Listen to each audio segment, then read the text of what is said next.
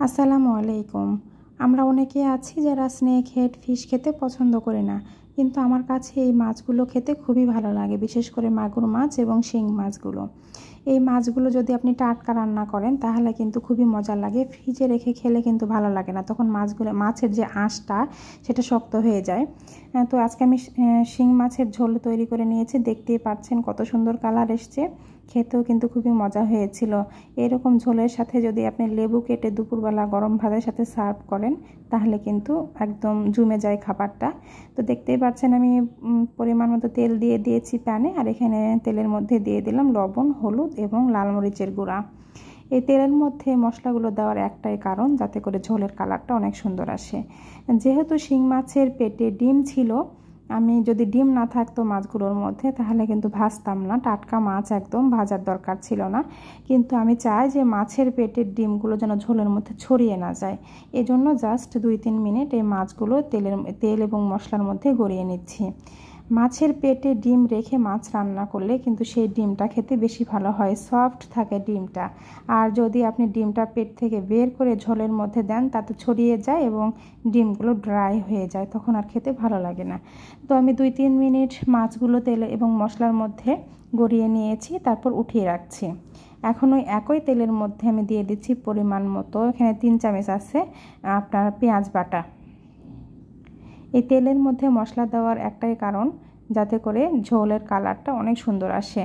আর আমার শিং মাছের ঝোলের কালারটা কেমন ছিল সেটা তো আপনারা দেখতেই পেয়েছেন। এরপর দিয়ে দিচ্ছি 1 চামচ পরিমাণ আদা, রসুন এবং জিরা বাটা একসাথে। এই মশলাগুলো আমি তেলের সাথে সুন্দর করে কষিয়ে নিচ্ছি। যখন দেখবেন যে মশলার উপরে তেল উঠে এসেছে, ঠিক সেই সময় আমি অ্যাড করে দিলাম কিছুটা গরম মশলা। শিং মাছে অবশ্যই গরম মশলা দেওয়ার চেষ্টা করবেন, তাহলে আপনার ঝোলের টেস্ট খুব ভালো আসবে আর মাছের যে উগ্র গন্ধ সেটাও চলে যায়।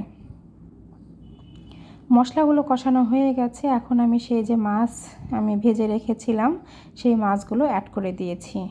মশলার মধ্যে কিছুক্ষণ নাড়াচাড়া করে নেব, তারপরে আমি কষানোর জন্য সামান্য একটু পানি দিয়ে দেব। খুব বেশি পানি দেব না, যেহেতু মাছটা একটু ভেজে নিয়েছিলাম, সামান্য একটু পানি দিলেই কিন্তু এনাফ।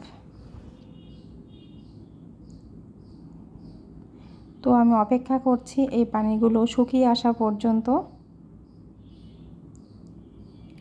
যখন দেখবেন যে পানিগুলো একেবারেই শুকিয়ে গেছে, উপরে তেল চলে আসছে, সেই সময় আমি একটু নাড়া দিয়ে দিচ্ছি আর অ্যাড করে দিচ্ছি ঝোলগুলো। মশলাগুলো কিন্তু সুন্দরভাবে কষানো হয়ে গেছে, আপনারা কালারটা দেখেই বুঝতে পারছেন নিশ্চয়ই। এখানে 1 কাপ পানি দিয়েছি, আমার কাছে মনে হলো যে পানিটা একটু কম আছে, একটু ঝোল রাখবো সেহেতু আমি আরও কিছুটা পানি এখানে অ্যাড করে দিচ্ছি এখন।